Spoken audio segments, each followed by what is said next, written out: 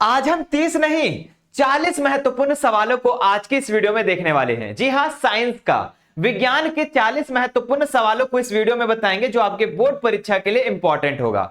जी हां मेरे प्यारे बच्चों, और वो भी आपके मॉडल प्रश्न पत्र से लिया गया प्रश्न, एक ऐसा मॉडल प्रश्न पत्र जिसमें आपके टोटल 40 प्रश्न दिए गए हैं, है ना। हालांकि मेरे प्यारे बच्चों आपकी बोर्ड परीक्षा में 30 प्रश्न आएंगे, लेकिन इस वीडियो में हम 40 सवाल को देखने वाले हैं जो महत्वपूर्ण होगा। ठीक है, इसी में से सवाल मेरे प्यारे बच्चों आपके सवाल देखने को मिलेगा।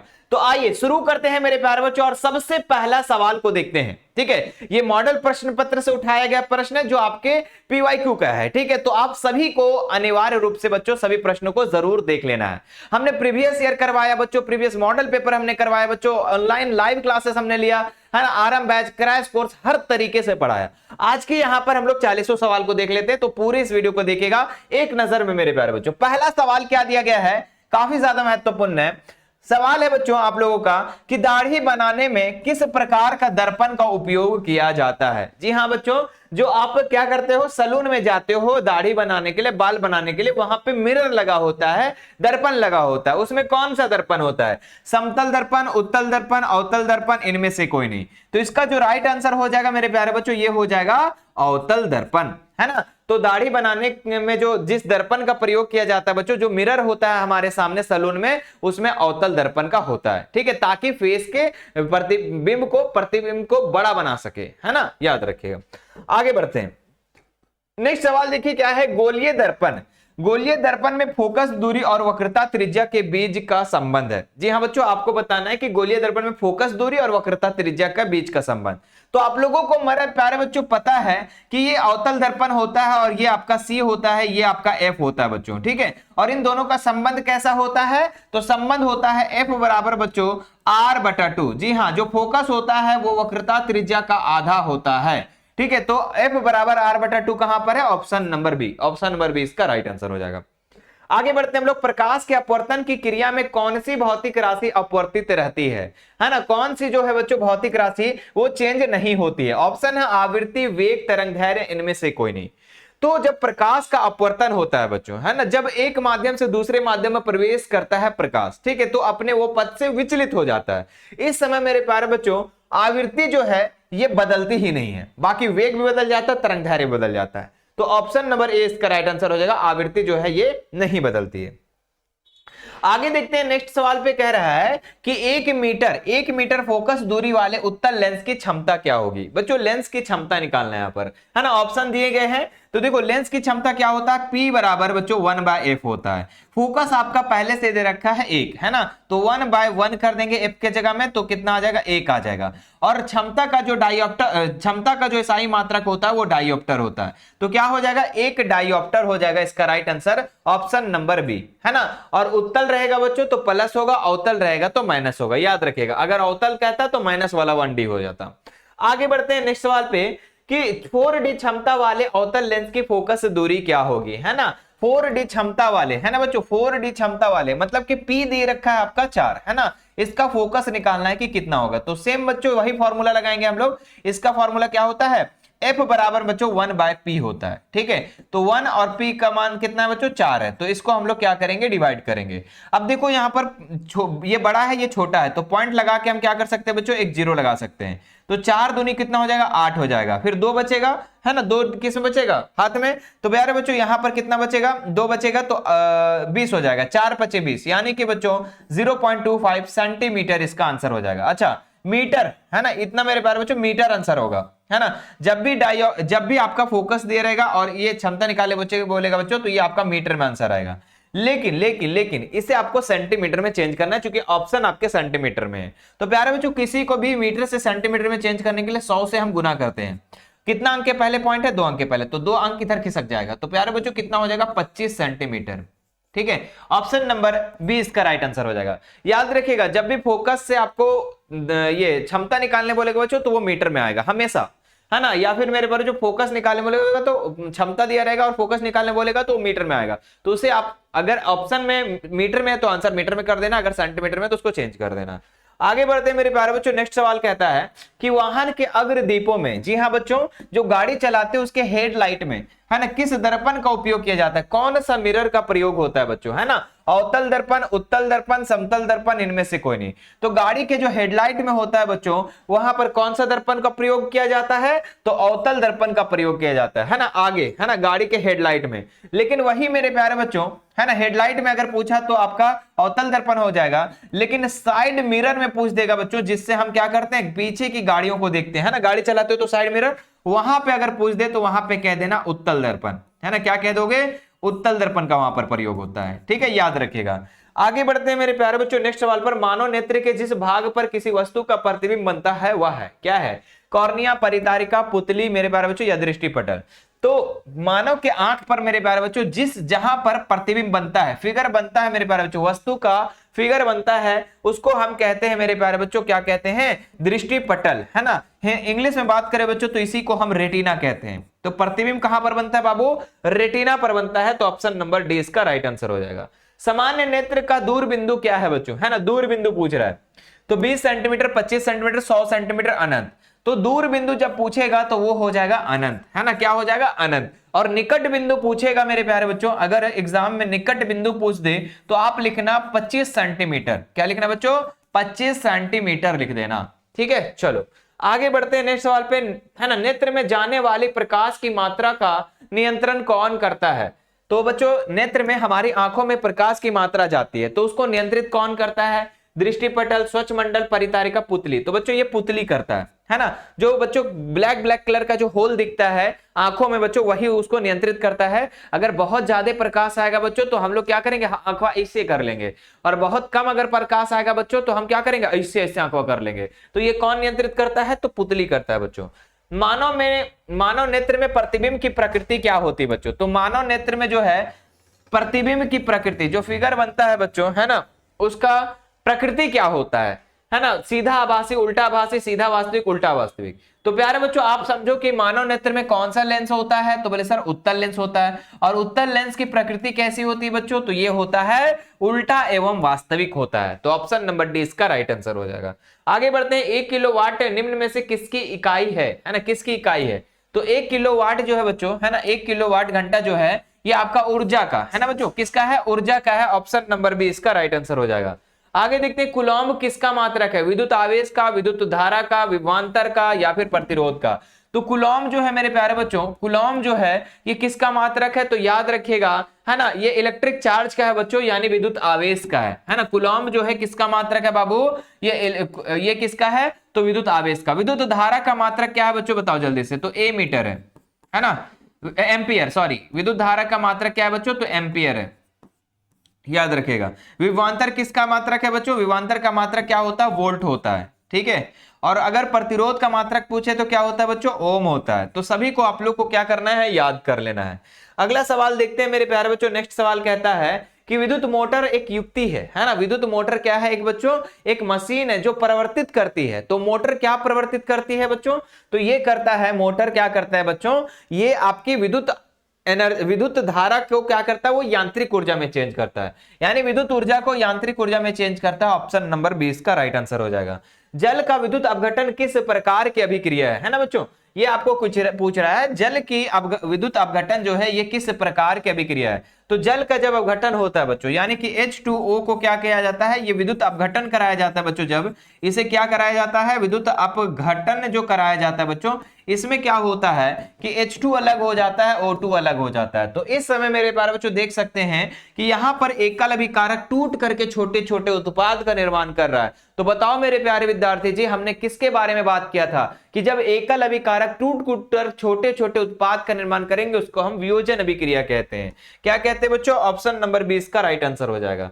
आगे बढ़ते हैं, यहां पर देखिए है ना, कॉपर ऑक्साइड है, ये हाइड्रोजन के साथ अभिक्रिया करती है, तो कॉपर अलग हो जाता है और जल अलग हो जाता है, ठीक है। तो यहां पर कह रहा है कि दी गई अभिक्रिया में कौन जो है बच्चों, उपचयन अभिक्रिया। उपचयन किसको कहते हैं, जिसमें ऑक्सीजन की वृद्धि होती है।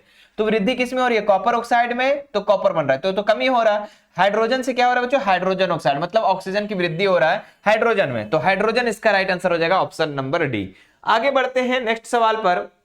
हाँ, दिए गए चित्र में है ना, दिए गए चित्र में किस प्रकार की अभिक्रिया हो रही है बच्चों। देखो यहाँ पर एक फिगर बताया गया है और देखिए ये लोहे का कील है बच्चों, है ना, और ये कॉपर सल्फेट के विलयन में इस लोहे की कील को डुबोया जाता है। तो क्या होता है, याद करो बच्चों कि आपको क्या कह रहा है कि लोहे की कील यानी फेरस को जो है ये कॉपर सल्फेट CuSO4 के साथ अभिक्रिया करवाया जाता है, तो यहां पर फेरस सल्फेट बन जाता है, फेरस सल्फेट बन जाता है और कॉपर को विस्थापित कर देती है। यानी कि जो ज्यादा अभिक्रियाशील धातु है वो कम अभिक्रियाशील को क्या करता है, अपने जलीय विलयन से विस्थापित कर देती है। उसे हम क्या कहते हैं बच्चों, विस्थापन अभिक्रिया कहते हैं। तो इसका जो राइट आंसर हो जाएगा विस्थापन अभिक्रिया। क्या हो जाएगा, विस्थापन अभिक्रिया। जी हां, डिस्प्लेसमेंट रिएक्शन।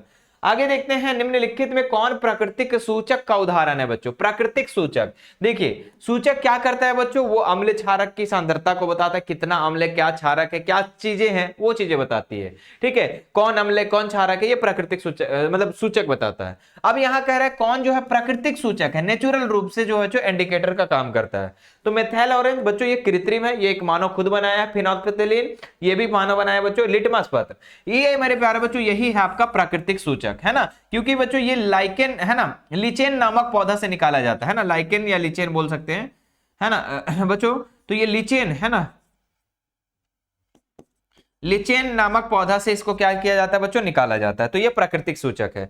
आगे बढ़ते हैं, किसी विलयन का पीएच मान अगर 10 है तो वह निम्नलिखित में से क्या होगा बच्चों। किसी का विलयन का अगर पीएच मान 10 है तो वो क्या होगा, तो हमने बताया था कि 1 से लेकर 7 तक रहा तो मेरे प्यारे बच्चों उसको अम्ल कह देना, है ना, उसको क्या कहना बच्चों, अम्ल कह देना, है ना। अगर किसी का पीएच मान है और 7 के बराबर है तो उसको उदासीन कह देना बच्चा, है ना। क्या कहोगे, उसको उदासीन कह देना बच्चा।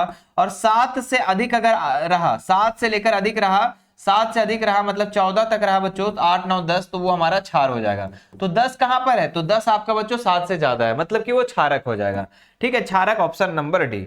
अगला सवाल देखिए, ये देखो, ये चित्र को देखते हुए आपको समझ में आ रहा होगा कि यहां पर देखिए इस बंदा का क्या है, हाथ ऐसे कट गया है। क्यों, क्योंकि बच्चों ये एक अम्ल है और अम्ल को इस तरीके से क्या कह रहा है कि वो अम्ल को डायरेक्ट से हाथ ना धोवे, डायरेक्ट उसमें टच ना करे, ये चेतावनी चिन्ह है बच्चों, है ना। आगे देखते हैं, सवाल कह रहा है कि हमें हमेशा अपना हाथ साफ रखना चाहिए, ये समझा रहा है, नहीं ये नहीं समझा रहा है। हमें प्रयोगशाला में हाथ धोकर जाना चाहिए, नहीं, है ना। हमें अम्ल से हाथ धोना चाहिए, नहीं, अम्ल से धो गए ये तो मना करेगा ना। सांद्र अम्ल और क्षार के कार्बन वाले बर्तन का चेतावनी चिन्ह है बच्चों, है ना, ये क्या है, चेतावनी चिन्ह है। तो ऑप्शन नंबर डी इसका राइट आंसर हो जाएगा। इमली में कौन सा अम्ल पाया जाता है बच्चों, बताओ, सिट्रिक अम्ल, टार्टिक अम्ल, सिट्रिक अम्ल या फिर लैक्टिक अम्ल। तो इमली में मेरे प्यारे बच्चों टार्टिक अम्ल पाया जाता है। इमली में क्या पाया जाता है, टार्टिक अम्ल पाया जाता है। अगर सिट्रिक अम्ल बात करें तो किसमें पाया जाता है, तो ये नींबू में पाया जाता है बच्चों, याद रखिएगा, है ना। लैक्टिक अम्ल किसमें पाया जाता है बच्चों, तो दही में पाया जाता है। टमाटर में कौन सा पाया जाता है बाबू, जल्दी से बताओ। टमाटर में बच्चों ऑक्जेलिक अम्ल पाया जाता है। देखो सभी को आप लोग को क्या करना है, याद कर लेना है अच्छे से, है ना बच्चों। आप लोग को लाइव क्लासेस में हमने इतने अच्छे से बताया है ना, इतने अच्छे। सिरका में कौन सा अम्ल पाया जाता है, बताओ, बहुत अच्छे से बताया। तो क्या आप लोग लाइव जुड़ते हैं मेरे प्यारे बच्चों, अगर नहीं जुड़ते हैं तो सुबह शाम, है ना, सुबह मेरे प्यारे बच्चों आप लोगों का क्लास स्टार्ट होती है, शाम में होती है। चैनल पर फर्स्ट बार आए तो चैनल को सब्सक्राइब जरूर कर लेना, ठीक है। और बाकी मेरे प्यारे बच्चों आप लोग को हर कंटेंट यहाँ पर मिलेगा, चाहे आप कोई भी क्लास में चले जाओ। अगर झारखंड बोर्ड से हो और कोई भी क्लास में बच्चों, यहाँ पर आपको पूरा प्रॉपर कंटेंट मिलेगा, ठीक है। और आपके छोटे भाई बहन अगर कोई भी होंगे 9th में, 8 में, 7 में या फिर मेरे प्यारे बच्चों 11th में, तो उन्हें जरूर शेयर कर देना, है ना। चैनल के बारे में जरूर बता देना बच्चों, है ना। चलो, तो सिरका में कौन सा अम्ल पाया जाता है बच्चों, तो ये बता दीजिएगा आप लोग कमेंट करके। चलिए आगे बढ़ते हैं, नेक्स्ट सवाल पर बढ़ते हैं। कौन आधातु कमरे के ताप पर द्रव अवस्था में होता है, मतलब आधातु कौन जो है, आधातु जो कमरे के ताप पर क्या होता है, द्रव होता है, पानी ही पानी होता है, तरल होता है। तो सोडियम, पारा, ब्रोमीन, क्लोरीन। तो बच्चों आप लोग फटाक से मार दोगे पारा, लेकिन हो जाएगा गलत, है ना, और नंबर काट लेगा मास्टर जी, है ना, एग्जामिनर नंबर काट लेगा। तो इसका आंसर हो जाएगा बच्चों ब्रोमीन। ब्रोमीन जो है ये आधातु है ना, और ये कमरे के ताप पर द्रव होता है। लेकिन ये आधातु के जगह मेरे प्यारे बच्चों अगर धातु पूछ देता तब जाके पारा होता, है ना, तब जाके पारा होता। और याद रखिएगा बच्चों कि सोडियम जो है एक ऐसा धातु है जिसको चाकू से आसानी से काटा जा सकता है, सोडियम, लिथियम, पोटेशियम को, है ना। क्लोरीन क्या करता है बच्चों, ये जल को शुद्ध करता है, जल को शुद्ध करता है। अगला देखते हैं हम लोग, निम्नलिखित में से किस पदार्थ का उपयोग अग्निशामक बनाने में किया जाता है बच्चों। अग्निशामक बनाने में किसका प्रयोग किया जाता है, सोडियम कार्बोनेट का, सोडियम हाइड्रोजन कार्बोनेट का, या सोडियम क्लोराइड का, सोडियम हाइड्रोक्साइड का। तो बच्चों सोडियम हाइड्रोजन कार्बोनेट, है ना, H है ना, सोडियम कार्बोनेट CO3। प्यारे बच्चों ये आपका किसका सूत्र है, बेकिंग सोडा का, और इसी से बनाया जाता है बच्चों अग्निशामक। तो ऑप्शन नंबर 20 का राइट आंसर हो जाएगा। अगला देख लेते हैं हम लोग फटाफट और जल्दी से, आधुनिक आवर्त सारणी में किस आधार पर बना है बच्चों। ये आपके सिलेबस से अभी आपके हटा दिए गए हैं, लेकिन अगर बात किया अगर आ जाए तो आप परमाणु संख्या कर देना, ठीक है। अगला सवाल देखते हैं, नेक्स्ट देखते हैं यहाँ पर, निम्नलिखित में है ना बच्चों, निम्नलिखित में कौन धातु को अधिक अभिक्रियाशील है। कौन जो है धातु बच्चों ये सबसे ज्यादा विक्रियाशील है। तो आप लोग को हम सक्रियता श्रेणी के बारे में पढ़ाए थे, जो कि सबसे ज्यादा विक्रियाशील धातु को हम ऊपर रखे थे, उसके बाद कम कम कम कम कम कम कम नीचे, ऐसे चला था। तो प्यारे बच्चों इसमें अगर हम देखें पोटेशियम, सोडियम, एल्युमिनियम, कैल्शियम, तो पोटेशियम जो है सबसे ज्यादा विक्रियाशील है। अब मान लो कहीं पोटेशियम नहीं रहता, तब पोटेशियम के जगह मान लो कि सोना रहता, तब क्या करते, तब सोडियम हो जाता। क्योंकि आपको सक्रियता श्रेणी आपको अच्छे से याद होगा बच्चों, है ना। अगर लाइव क्लासेस में आप लोग नहीं जुड़ रहे बच्चों तो आप लोग जुड़ा करो, ठीक है। अभी आप लोग का शाम और सुबह में लाइव क्लासेस चलती है। और मेरे प्यारे बच्चों अगर आप इस वीडियो को 5 तारीख से पहले देख रहे हो तो 5 तारीख शाम में 6 बजे सभी बच्चों को जुड़ना जरूरी है, क्योंकि जैक बोर्ड में बहुत ही बड़ा अनाउंसमेंट होने वाला है 5 तारीख 6 बजे शाम इसी यूट्यूब चैनल पर। तो सभी बच्चे जरूर जुड़ेंगे, है ना। पृथ्वी की भूपरपट्टी है ना बच्चों, पृथ्वी की भूपरपट्टी पर प्राकृतिक रूप से पाए जाने वाले तत्व यौगिकों को क्या कहते हैं। तो उसको हम मेरे प्यारे बच्चों खनिज कहते हैं। क्या कहते हैं, खनिज कहते हैं। अगला देखते हैं प्रोपेनॉल, है ना, नॉल, लास्ट में क्या लग रहा है, ऑल, ऑल, नॉल में कौन सा अभिक्रियाशील समूह का उदाहरण है बच्चों, है ना। एल्कोहल, एल्डिहाइड, कीटोन, कार्बोक्सिलिक अम्ल। तो अगर इसमें बात करें बच्चों तो इसमें कौन सा हो जाएगा, एल्कोहल, है ना, एल्कोहल ग्रुप का हो जाएगा। क्योंकि बच्चों आप लोग को हमने बताया था किसी के लास्ट में अगर ऑल पढ़ोगे, है ना, प्रोपेनॉल, मेथेनॉल, एथेनॉल, प्रोपेनॉल ऐसा रहा तो हम उसको क्या पढ़ेंगे, ऑल, है ना। एल्डिहाइड में बच्चों अगर हम किसी के लास्ट में अल पढ़ते हैं या फिर एल पढ़ते हैं, एल या एल पढ़ते बच्चों तो वो हमारा एल्डिहाइड का होगा। अगर मेरे प्यारे बच्चों किसी के लास्ट में अगर ओन पढ़ते हैं, जैसे मेथेनॉन, एथेनॉन, प्रोपेनॉन, ब्यूटेनॉन, तो याद रखिएगा वो कीटोन समूह का है। अगर मेरे प्यारे बच्चों किसी के लास्ट में अगर ओई कम्ल पढ़ते हैं, क्या हमने बोला, अगर किसी के लास्ट में हम ओई कम्ल पढ़ते हैं, जैसे मेथेनोइक अम्ल, प्रोपेनोइक, ब्यूटेनोइक अम्ल ऐसा लिखा रहे तो समझना कि वो कार्बोक्सिलिक अम्ल का उदाहरण है बच्चों। अगला देखते हैं। अच्छा इससे बच्चों आप लोग के एग्जाम में डायरेक्ट पूछा जाएगा कि अल्कोहल का प्रकार्यात्मक समूह क्या है। तो बच्चों आपका होता है OH। एल्डिहाइड का क्या होता है बच्चों, तो एल्डिहाइड का होता है CHO, याद रखिएगा। कीटोन का क्या होता है, CO होता है। कार्बोक्सिलिक अम्ल का COOH होता है बाबू। ये सब याद रखना आप लोगों, है ना, बहुत ही ज्यादा इंपॉर्टेंट है बच्चों, वेरी वेरी इंपॉर्टेंट है। चलिए अगला सवाल देखते हैं बच्चों। यहाँ पर नेक्स्ट सवाल कह रहा है प्रकाश संश्लेषण प्रक्रिया में निम्नांकित में से क्या नहीं होता है। तो प्रकाश संश्लेषण में क्या नहीं होता बच्चों, प्रकाश संश्लेषण किसको कहते हैं, जब सूर्य के प्रकाश, मेरे प्यारे बच्चों, जब सूर्य के प्रकाश के उपस्थिति में पेड़ पौधे अपना भोजन बनाते हैं, उसी सिचुएशन को बच्चों प्रकाश संश्लेषण कहते हैं, ठीक है, उसी प्रक्रिया को। तो जब प्रकाश संश्लेषण होता है बच्चों जल टूटता है, बिल्कुल जल टूटता है। ऑक्सीजन मुक्त होता है, बिल्कुल मुक्त होता है। कार्बन डाइऑक्साइड का मुक्त हो नहीं, कार्बन डाइऑक्साइड का उपयोग, हाँ बच्चों, है ना। देखो पेड़ पौधे क्या करते हैं, कार्बन डाइऑक्साइड का प्रयोग करते हैं, लेकिन कार्बन डाइऑक्साइड को छोड़ते नहीं है, वो ऑक्सीजन को छोड़ते हैं। तो ये इसका राइट आंसर हो जाएगा बच्चों कि ये संभव नहीं है ना। कार्बन डाइऑक्साइड मुक्त नहीं करते हैं, कार्बन डाइऑक्साइड तो हम लोग मुक्त करते हैं, हम लोग बदमाश आदमी, हम लोग बेकार आदमी है, वो तो ऑक्सीजन देते हैं हमें, है ना। फ्लोएम से खाद्य पदार्थों का परिवहन, है ना बच्चों, फ्लोएम से खाद्य पदार्थों का परिवहन पौधे में किस दिशा में होता है। तो बच्चों यहां पर कह रहा है कि केवल ऊपर की ओर, केवल नीचे की ओर, ऊपर और नीचे दोनों की ओर, इनमें से कोई नहीं। तो देखो फ्लोएम जो है बच्चों ये क्या है, ये एक संवहन उत्तक है ना। पेड़ पौधे में क्या है, 2 संवहन उत्तक है, एक जाइलम एक फ्लोएम। जाइलम क्या करता है बच्चों, जड़ से खनिज लवण को पत्ती तक पहुंचाता है। पत्ता में जो भोजन बन जाता है बच्चों उसके अन्य भागों तक कौन पहुंचाता है, फ्लोएम। तो वो नीचे भी जाता है, ऊपर की तरफ भी जाता है, तो नीचे और ऊपर दोनों हो जाएगा, याद रखिएगा। अगर जाइलम पूछता तो वो सिर्फ ऊपर की तरफ जाता है, जाइलम पूछता तो वो सिर्फ ऊपर की तरफ जाता है। आगे बढ़ते हैं। वृक्क की रचनात्मक क्रियात्मक इकाई को क्या कहते हैं। तो बच्चों वृक्क की रचनात्मक और क्रियात्मक इकाई को हम लोग क्या कहते हैं, तो इसको कहते हैं हम लोग वृक्काणु। ऑप्शन नंबर 20 का राइट आंसर हो जाएगा, है ना, वृक्क के, जिसको हम लोग नेफ्रॉन भी कहते हैं बच्चों इंग्लिश में, है ना। फल को पकाने के लिए कौन सा हार्मोन उत्तरदायी है। तो फल को पकाने के लिए मेरे प्यारे विद्यार्थी जी कौन सा हार्मोन उत्तरदायी है, तो यहां पर हो जाएगा आपका एथिलीन, है ना। फल को पकाने के लिए कौन सा हार्मोन उत्तरदायी है, एथिलीन। अगला सवाल देखते हैं। एस्ट्रोजन स्रावित होता है बच्चों अंडाशय द्वारा, थायराइड द्वारा, वृषण द्वारा या फिर प्यूटरी द्वारा।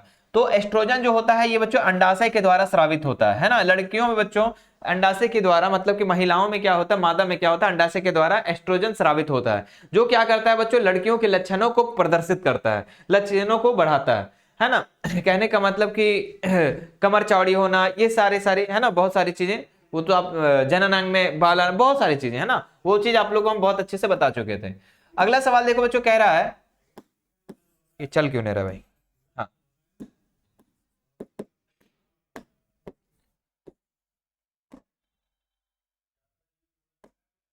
चलो, ये कह रहे हैं बच्चों नर युग्मक और मादा युग्मक के संलयन को क्या कहते हैं? तो नर युग्मक और मादा युग्मक के संलयन को बच्चों निषेचन कहते हैं।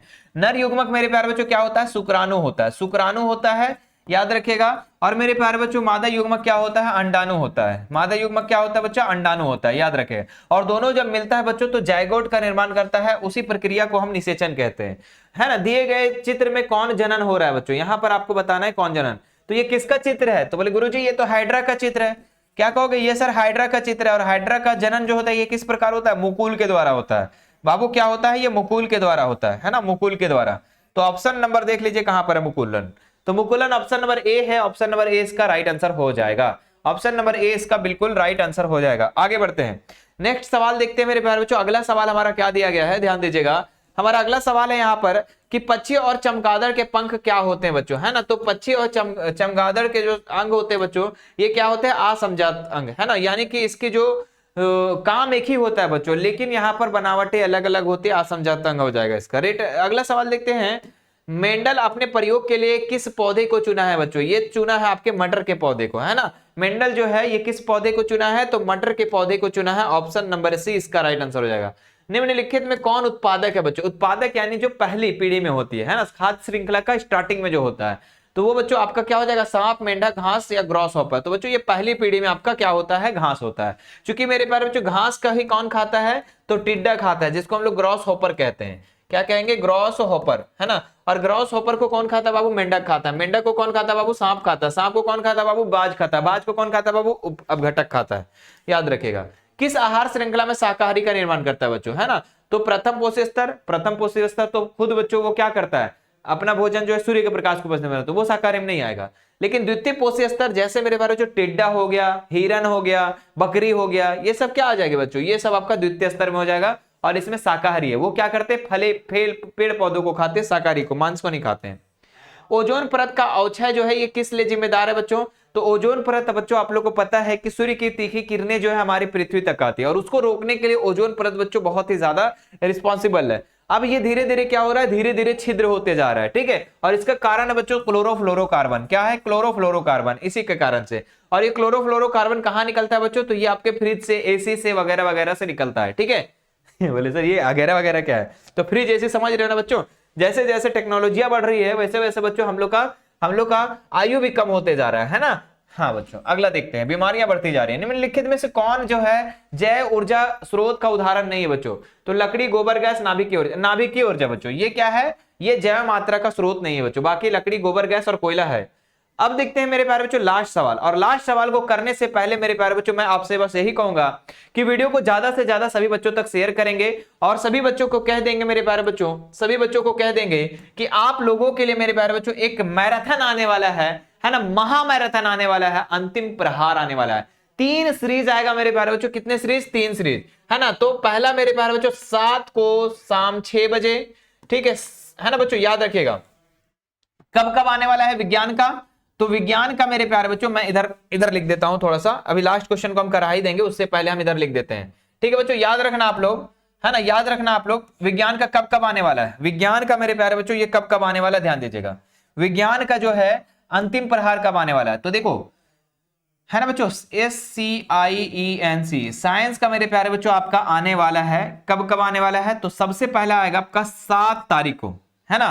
7 को मेरे प्यारे बच्चों, है ना, 7 क्या बोल सकते हैं उसको? फरवरी। 7 फरवरी को आएगा, है ना, 7 फरवरी को आएगा शाम 6 बजे, है ना बच्चों, 6 बजे, 6 PM। उसके बाद मेरे प्यारे बच्चों 8 फरवरी को आएगा। 8 फरवरी को मेरे प्यारे बच्चों 6 PM में, है ना, 6 PM में 3 सीरीज आने वाली। फिर 9 फरवरी को मेरे प्यारे बच्चों, 9 फरवरी को 5 मेरे प्यारे बच्चों AM में, 5 AM में यहां पर आप लोगों का होने वाला है। तो ये सीरीज चलने वाला है बच्चों। पहला नाम है आपका अंतिम प्रहार, दूसरा मेरे बच्चों मैराथन, और तीसरा है आपका महा मैराथन।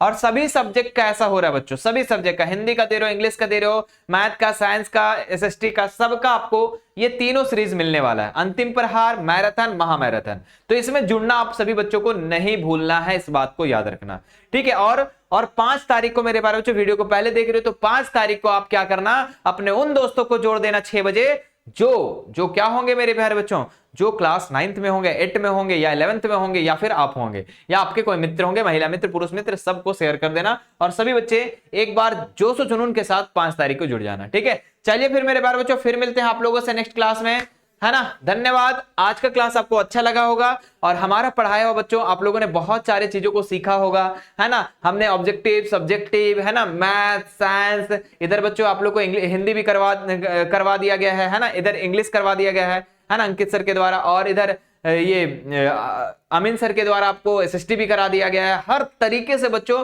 मैं आपके रिजल्ट को बेहतर बनाने के लिए प्रयास किया है। ठीक है, अब आप लोग उसमें कितना लिए हैं ये अब आप लोग पर डिपेंड है कि आप लोगों ने क्या किया है। ठीक है, मुझे उम्मीद है कि आप लोग का रिजल्ट बहुत अच्छा आएगा। मैं विश करता हूं बच्चों आप लोग का रिजल्ट बहुत अच्छा है। ठीक है, चलिए फिर मिलते हैं मेरे प्यारे बच्चों नेक्स्ट वीडियो में। Thank you so much. Video को सब लोग शेयर कर देंगे, कमेंट बॉक्स में अपनी राय को जरूर लिखेंगे कि आपका टारगेट एग्जाम में कितना लाने का है। ठीक है, बाय बाय, टेक केयर।